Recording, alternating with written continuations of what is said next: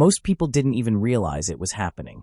While the sports world was glued to chaos, NFL coaches getting fired, emergency panels lighting up TV screens, social media timelines exploding, another professional league quietly stepped onto the court. No countdown, no buzz, no moment. At exactly noon on a Monday, Unrivaled tipped off what might end up being the most important season in its short history, and almost nobody was watching. That silence wasn't accidental. It was the first warning sign, because this wasn't just a bad launch day. It was the moment the entire business model started to crack in public view. And what Unrivaled admitted next sent shockwaves through women's basketball. But before we get there, you have to understand just how invisible this moment really was. January 6th, 2025 was already locked in as one of the loudest days on the sports calendar. The NFL calls it Black Monday for a reason. Coaches were getting fired in real time. Breaking news banners never stopped scrolling. Every major network was in emergency mode. At the same time, WWE was celebrating the anniversary of Raw's Netflix debut, a globally promoted event with weeks of build-up behind it. And right in the middle of all that noise, Unrivaled decided to launch Season 2. At noon, on a Monday, on True TV, schools were back in session. Offices were fully open. Sports fans were distracted or not even home. Even people who actively follow women's basketball had no idea a game was happening. This wasn't unlucky timing. This was a league fulfilling broadcast obligations instead of maximizing visibility. And that distinction matters. When a league believes in momentum, it hunts attention. When a league is under pressure, it squeezes games into whatever slot is available. Unrivaled chose the second path. And that decision exposed something far bigger than scheduling problems. Because if Season 2 was supposed to prove growth, this looked more like survival. But that still wasn't the moment that raised alarms across the business side of women's basketball. That came when Unrivaled leadership finally said something out loud that nobody expected. And once those words were spoken, there was no walking them back. The real alarm didn't come from the empty seats. It didn't come from the ratings guesses. And it didn't even come from the awkward launch timing. It came from one sentence. A sentence that, on the surface, sounded calm, reasonable, even optimistic. But to anyone who understands sports business, it read like a flare shot into the sky. Unrivaled President Alex Basil went on record and said the league was open to the ecosystem. He added that nothing is off the table when it comes to working with the WNBA. That might sound harmless to casual fans. It isn't. That phrase is not expansion language. It's not confidence language. It's not ambition language. It's survival language. In corporate terms, nothing is off the table, only gets used when leverage is gone and options are shrinking. Executives say it when they need exits, when they need lifelines, when they need someone bigger to help keep the lights on. And that's exactly how it landed inside WNBA circles. Because just a year earlier, this same league was positioned as the future of women's basketball, not a dependent. Unrivaled was supposed to be the bold alternative, the offseason solution, the player-friendly disruptor. Now, its leadership was publicly acknowledging that it might not make it alone. That's a massive shift. And it didn't go unnoticed. Behind the scenes, this comment immediately reframed the league's entire position in the ecosystem. Instead of being a competitor, Unrivaled suddenly looked like a candidate for absorption. Instead of challenging the WNBA, it started signaling it might need protection from it. That changes everything. Because once a league publicly admits openness to partnership with the very organization it once stood apart from, the power dynamic flips instantly. The WNBA no longer has to worry about competition. It can wait, it can watch, and it can dictate terms when the pressure becomes unbearable. But why did Unrivaled reach that point so quickly? To answer that, you have to follow the money. On paper, Unrivaled looked unstoppable. A reported $340 million valuation, backed by serious venture capital, marketed as a premium product for elite athletes. That kind of valuation only works if one thing happens fast. Growth. Not stability. Not survival. Growth. Investors don't park hundreds of millions for vibes or potential. They expect acceleration, year over year, season over season. But here's the problem. Unrivaled reportedly generated around $27 million in revenue during its first season. That number isn't catastrophic on its own. What makes it dangerous is the context. At a $340 million valuation, $27 million isn't early success. It's a warning. It means the business model only survives if visibility, star power, and demand explode quickly. Instead, Season 2 opened with something far more concerning: expectation management. When Unrivaled announced it had expanded arena capacity, it sounded like good news until you saw the number. Not thousands, not even hundreds in bulk, just 150 additional seats. That isn't growth planning. That's a league carefully adjusting expectations downward while hoping no one asks why. And unfortunately for them, everyone noticed. Because the venue itself already holds just over 1,000 people. When you can visibly spot empty chairs in a room that small, there's nowhere to hide. No wide-angle shots to mask it. No upper decks to blur. No crowd noise to fake momentum. Every empty seat becomes a statement. And that statement was loud. This league wasn't struggling because of marketing. It wasn't struggling because of timing alone. It was struggling because the demand wasn't there. And demand in women's basketball is driven by one thing above all else: stars. Which brings us to the most damaging part of all. Not who showed up, but who didn't. This is where Unrivaled's problem stopped being theoretical. Because timing can be fixed. Marketing can be adjusted. Production can be improved. But missing stars? That's fatal. When fans tuned in, or more accurately, when most of them didn't, they weren't just skipping a league. They were skipping names. Caitlin Clark wasn't there. Aya Wilson wasn't there. Angel Reese wasn't there. Sabrina Ionescu wasn't there. That's not a coincidence. That's the entire attention economy of women's basketball choosing to be somewhere else. And no league survives that. Let's start with Caitlin Clark, because her absence alone reshapes everything. Clark didn't quietly decline. She didn't hedge. She didn't leave the door open. She flat out said the format didn't fit her game. That single statement did more damage than any bad rating ever could. Because when the most watched player in the sport publicly signals that a league doesn't align with real basketball rhythm, it reframes the product instantly. Not as elite competition, but as an alternative. And in sports, alternative is a dangerous label. Clark's gravity is unmatched. She drives ticket sales, TV ratings, merchandise, and conversation. If she's not there, the casual audience doesn't follow. But even worse for Unrivaled, she wasn't alone. Aya Wilson, the most dominant post player in the game, stayed away. Angel Reese, one half of the rivalry that carried engagement all season, didn't show. Sabrina Ionescu, one of the most marketable guards in basketball, opted out. That's not 4 random absences. That's a pattern. It tells players, fans, and sponsors the same thing. This league is optional. And optional leagues don't survive in a star-driven economy. Women's basketball isn't built on brand loyalty the way the NFL is. It's built on personalities, on rivalries, on individual stories. Remove the biggest ones, and the engine stalls. And when Unrivaled launched Season 2 without those faces, it wasn't launching a product. It was launching a question. Who is this for? Because players want competition that enhances legacy. Fans want stars they already love. Sponsors want eyeballs they can count. Unrivaled suddenly had none of the 3 at scale. But just when it looked bad, something even more dangerous emerged. A league that didn't even exist yet, and was already winning the war. What most people missed is that Unrivaled didn't collapse on opening day. It started breaking long before the ball was tipped. The warning signs were subtle at first. Quiet decisions. Small absences. Choices that didn't trigger headlines, but should have raised eyebrows for anyone paying close attention. Because when a league is confident, it moves loudly. When it's unsure, it moves carefully. And when it's scared, it delays. That's exactly what Unrivaled did. The league launched with momentum on paper. Big names attached. Serious money invested. A clean, modern presentation built to look like the future of women's basketball. Venture capital doesn't hand out hundreds of millions on vibes alone. Early belief was real. But belief only matters if the product matches the promise. And that's where cracks started forming. Behind the scenes, there was growing concern about who wasn't committing. Not publicly. Not with statements. Just silence. Players who were expected to headline quietly passed. Others delayed decisions longer than expected. Some never responded at all. That silence was louder than any press release.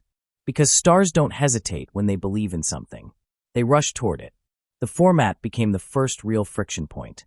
3-on-3 looks exciting on paper. Faster pace, fewer players, easier production, cleaner visuals. From a broadcast standpoint, it makes sense. From a player standpoint, not so much.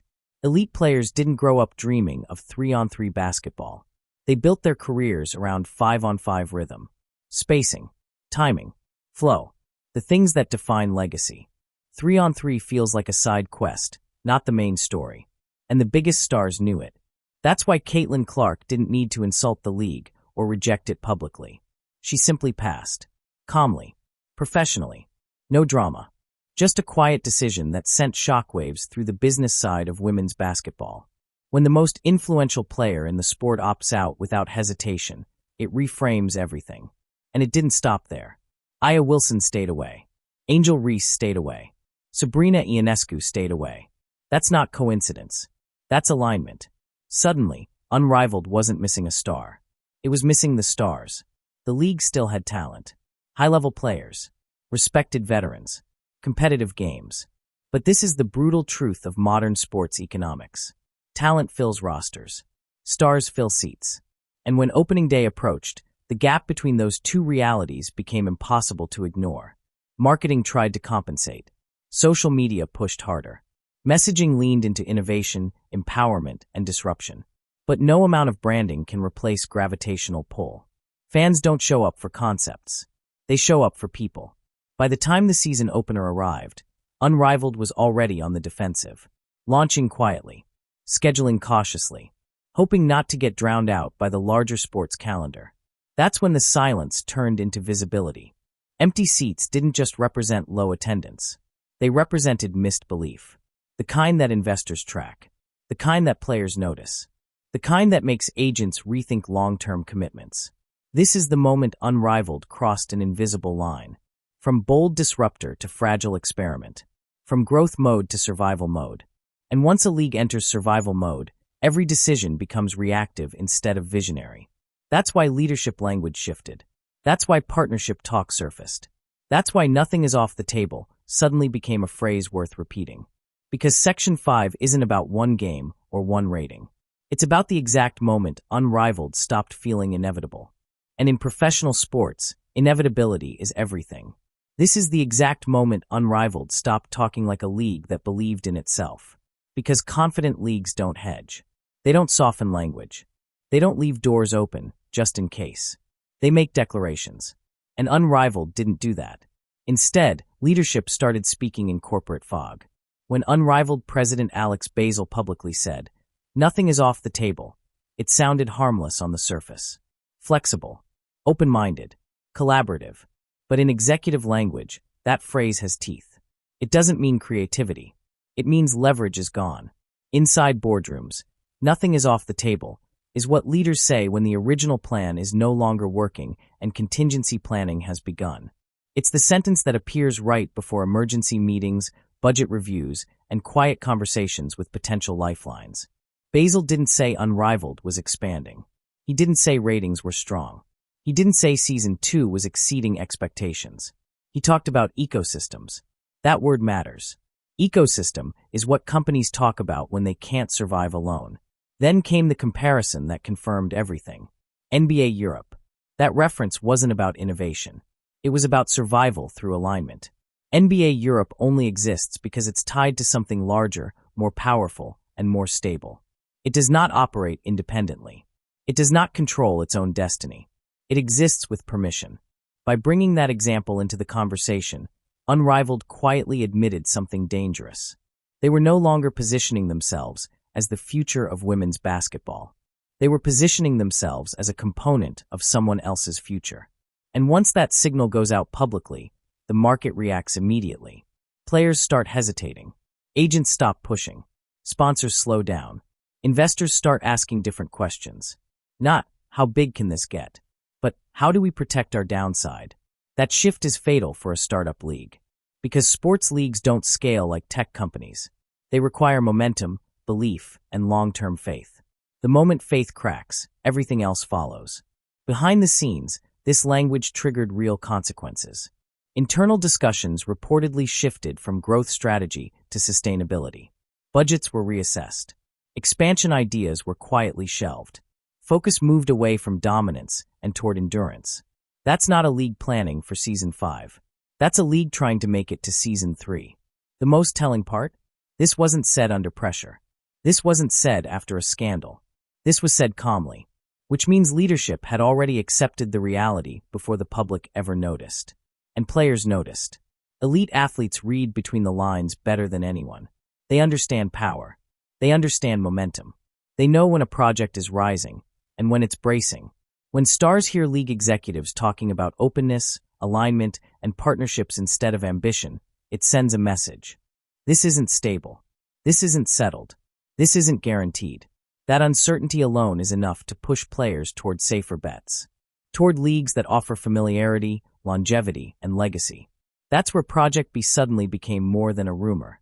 And that's why the WNBA quietly gained leverage without lifting a finger. Because the moment Unrivaled acknowledged it might need the ecosystem to survive, it surrendered the one thing that gave it power: independence. From that moment forward, Unrivaled wasn't dictating terms anymore. It was waiting to see which terms would be offered. And in professional sports, once you're waiting instead of leading, the outcome is rarely in your favor. At first, Unrivaled could explain everything away.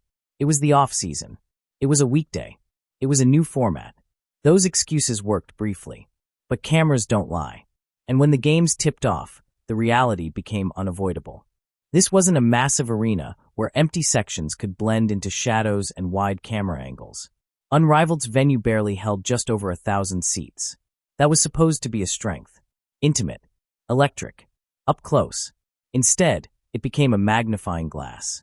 Every open chair stood out. Every empty row echoed. Every quiet moment felt louder than it should have. This wasn't a sellout crowd that couldn't quite fit the camera frame. This was visible absence. And in sports, visible absence is poison. Because fans may forgive losses. They may forgive growing pains. But they don't forgive boredom. Social media clips told the story before analysts ever did.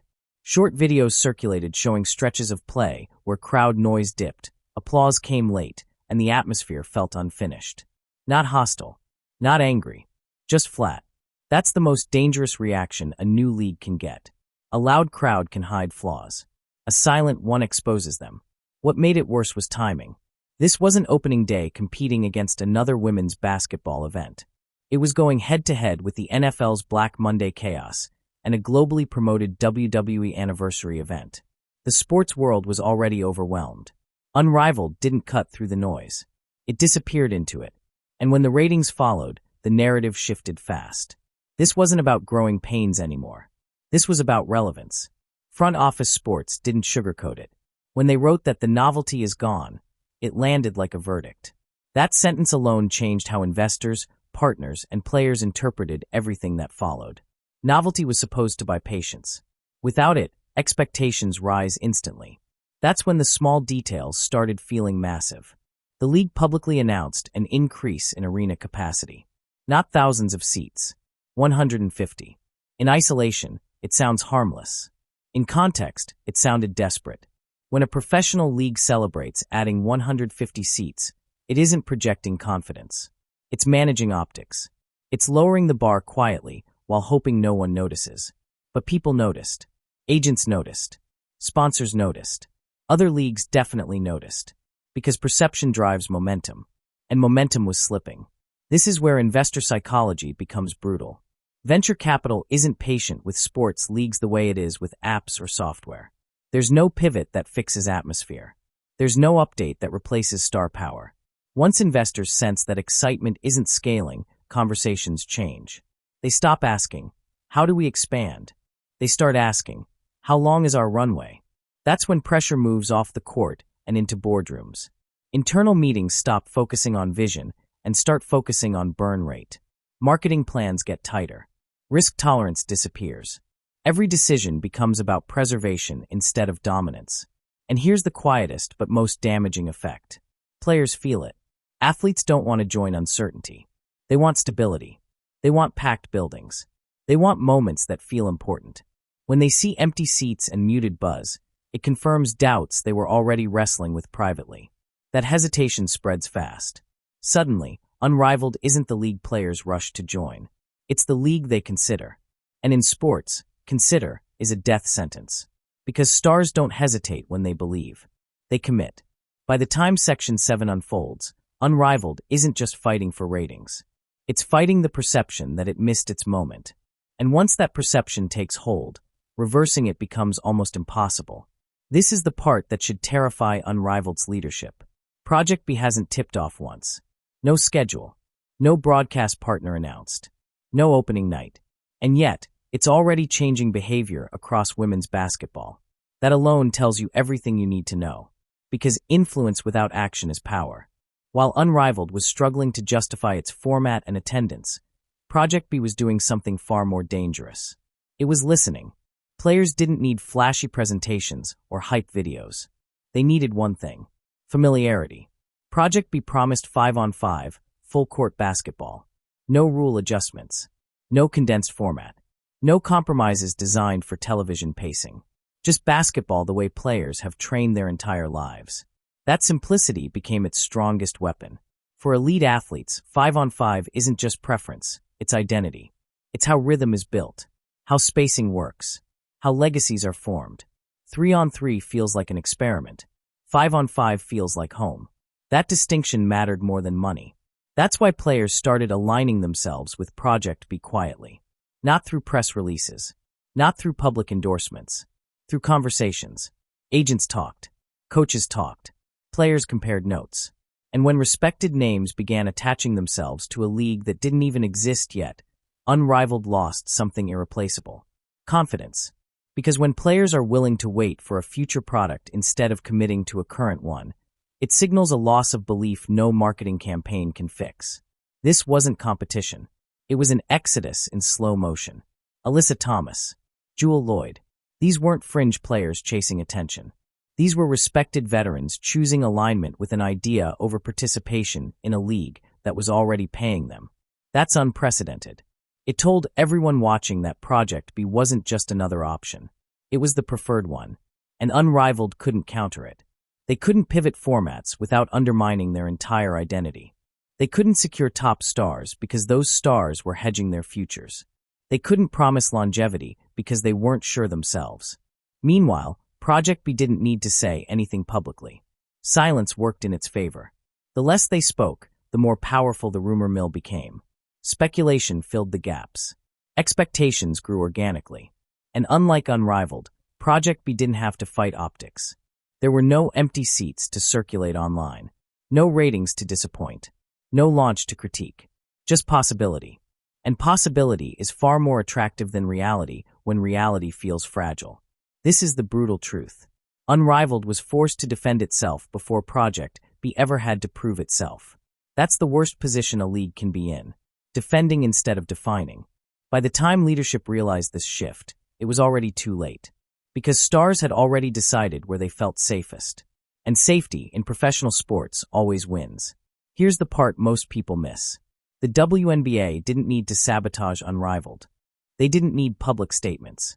They didn't need to block players. All they had to do was wait.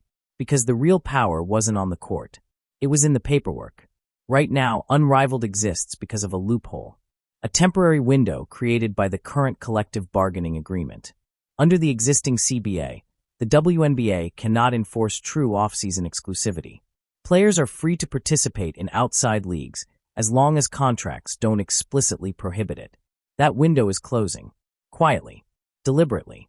And everyone inside the league office knows it. The next CBA negotiation is not about salaries alone. It's about control. It's about calendar ownership. It's about deciding whether the WNBA becomes a year-round product or continues leaking value every offseason.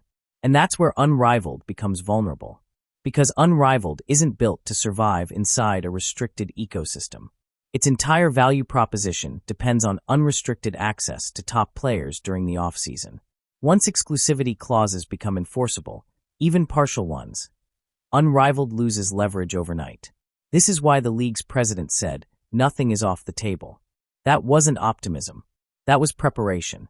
Because leadership understands that if the WNBA can legally justify exclusivity through higher salaries, better benefits, and year-round compensation, Unrivaled becomes optional at best, obsolete at worst.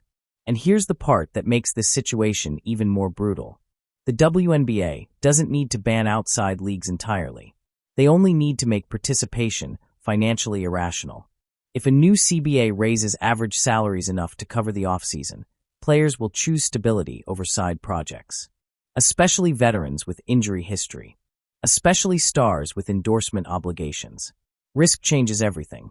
Why risk your body in a 3-on-3 format that doesn't translate to legacy when your primary employer can pay you to rest, train, and recover? That question is already being asked in locker rooms, and the answers are shifting. This is why Unrivaled's outreach to the WNBA matters so much. They're not asking for partnership because it's exciting.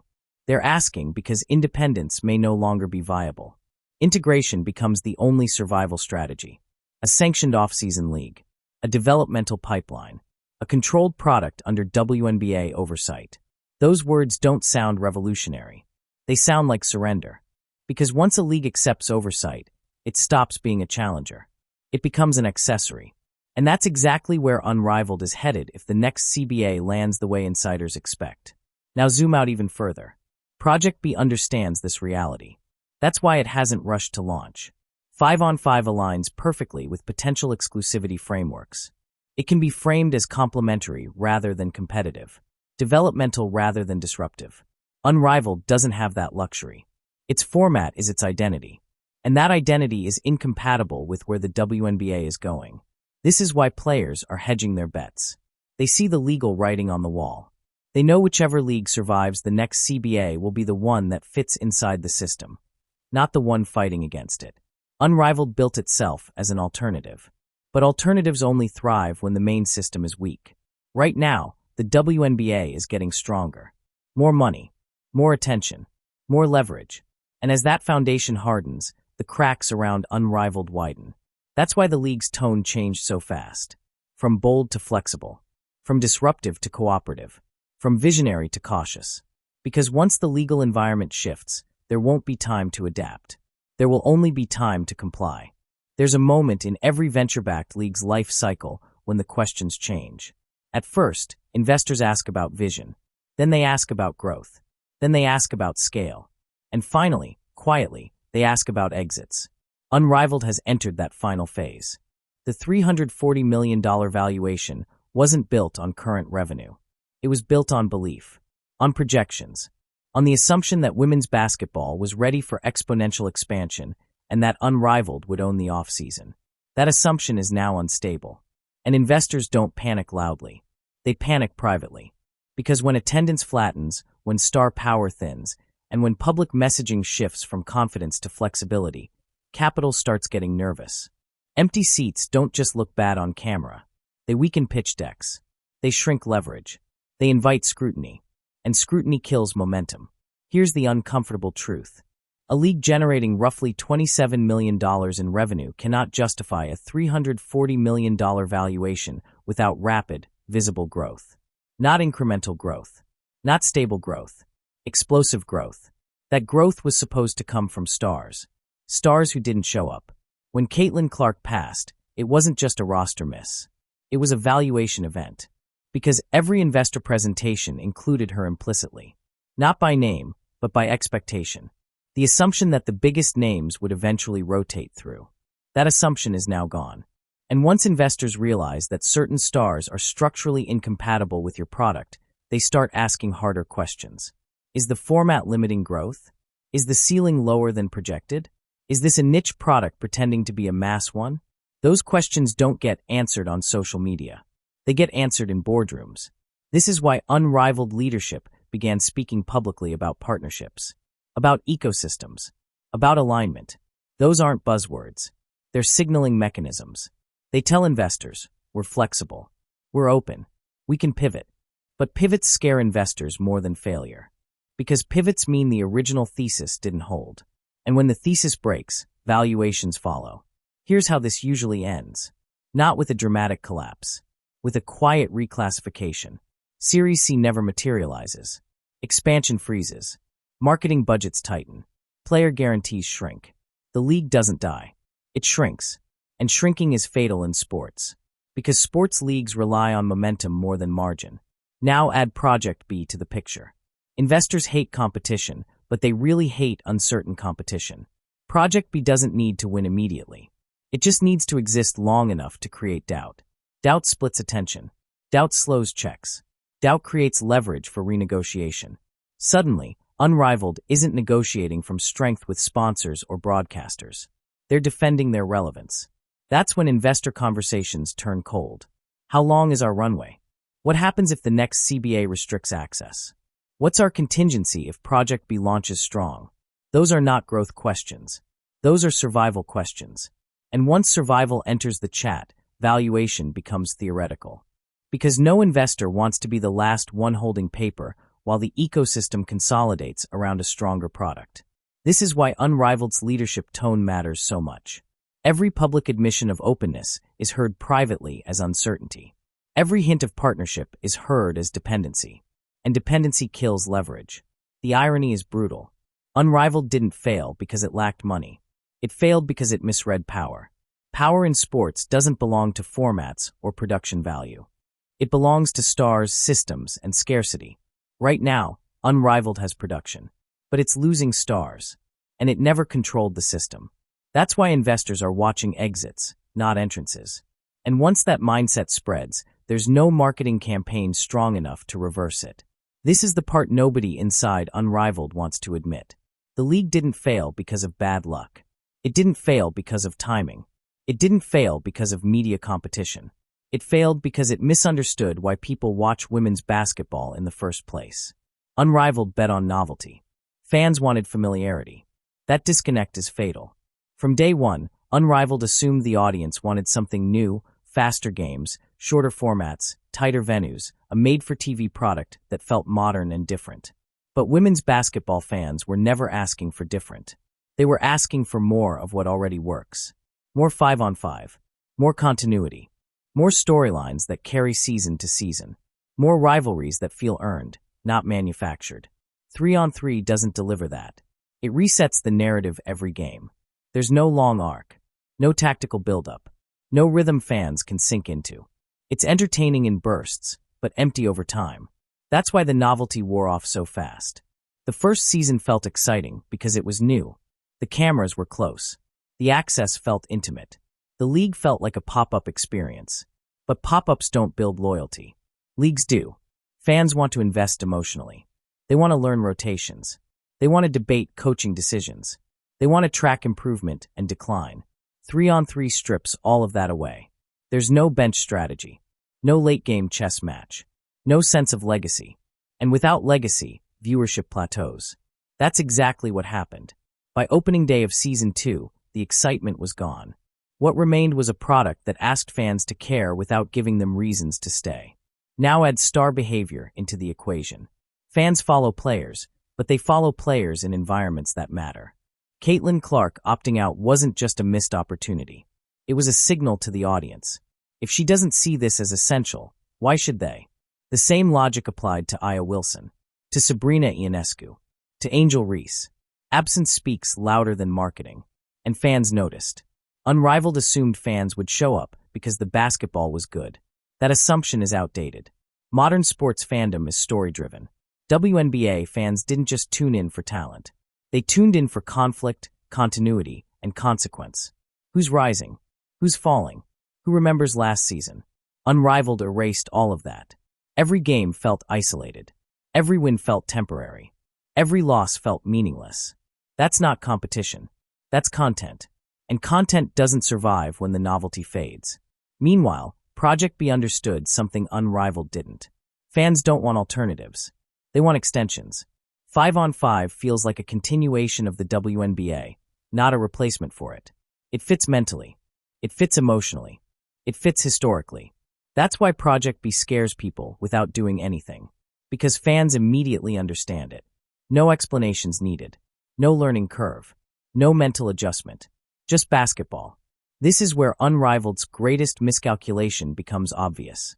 They tried to innovate the game instead of elevating the experience. The WNBA's growth didn't come from rule changes. It came from stars, storylines, and stakes. Unrivaled offered none of those at scale. And once fans realized that, they disengaged quietly. No outrage. No backlash. just indifference.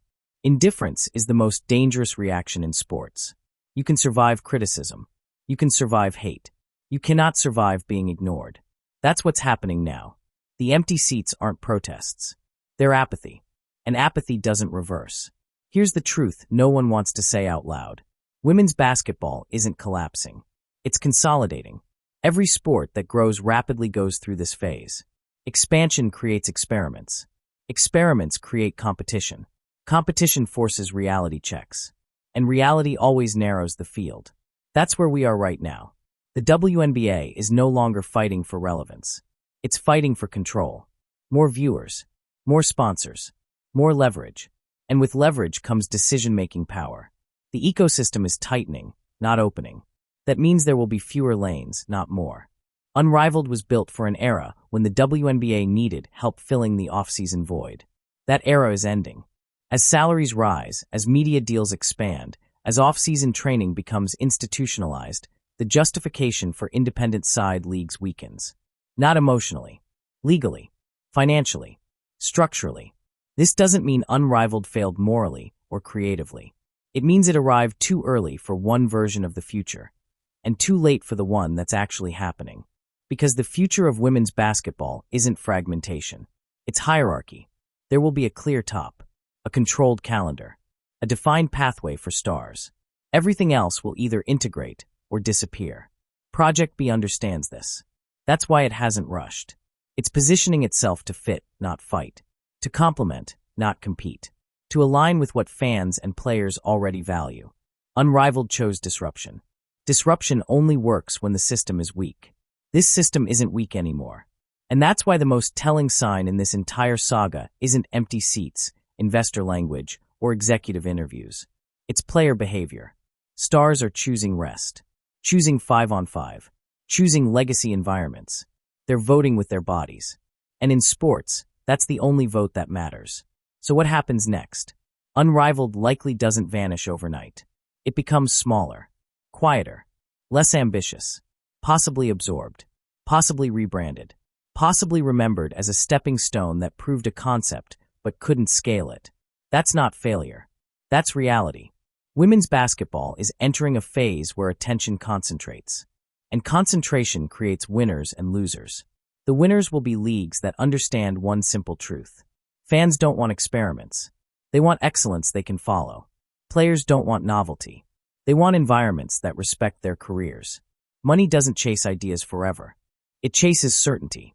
Right now, certainty lives in 5-on-5 basketball, recognizable stars, and structures that feel permanent. Everything else is fighting gravity. And gravity always wins. So if you're watching this wondering why Unrivaled feels different now, why the buzz is quieter, why the urgency feels heavier, it's because this wasn't an opening chapter. It was a transition chapter. And those are always the hardest ones. If you want to stay ahead of where women's basketball is really going, not just what's being marketed, make sure you're locked in here. Hit subscribe, turn on notifications, and stay with us, because the next wave of changes won't be loud at first, but they'll reshape everything. And when they do, you'll already know why. Here's the truth no one wants to say out loud. Women's basketball isn't collapsing. It's consolidating. Every sport that grows fast goes through this exact phase. New ideas flood in. Experiments launch. Competing visions fight for attention. And then reality steps in and narrows the field. That's where we are right now. The WNBA isn't fighting for relevance anymore. It's fighting for control. More viewers. More sponsors. More leverage. And once leverage exists, the ecosystem tightens instead of expanding. That means fewer lanes, not more. Unrivaled was built for a moment when the WNBA still needed help filling the offseason void. That moment is ending. As salaries rise, media deals grow, and offseason training becomes institutionalized, the justification for independent side leagues weakens fast. Not emotionally, legally, financially, structurally. This doesn't mean Unrivaled failed creatively. It means it arrived too early for one future and too late for the one that's actually happening. Because the future of women's basketball isn't fragmentation. It's hierarchy. There will be a clear top, a controlled calendar, defined pathways for stars. Everything else will either integrate or fade. Project B understands this. That's why it hasn't rushed. It's positioning itself to fit inside the system, not fight against it. To extend what fans already love, not replace it. Unrivaled chose disruption. Disruption only works when the system is weak. This system isn't weak anymore. The clearest signal isn't empty seats or investor language. It's player behavior. Stars are choosing rest, choosing 5-on-5, choosing legacy environments. They're voting with their bodies. And in sports, that vote decides everything. Unrivaled likely doesn't disappear overnight. It shrinks. It quiets. It reshapes. Maybe it gets absorbed. Maybe it becomes a footnote that helped prove a concept, but couldn't survive the next phase. That's not failure. That's reality. Women's basketball is entering an era where attention concentrates. And concentration creates winners and losers. The winners will be the leagues that understand one simple truth. Fans don't want experiments. They want excellence they can follow. If you want to stay ahead of where women's basketball is really going, not just what's being marketed, hit subscribe and turn on notifications. Because the next shifts won't be loud at first, but they'll change everything. And when they do, you'll already know why.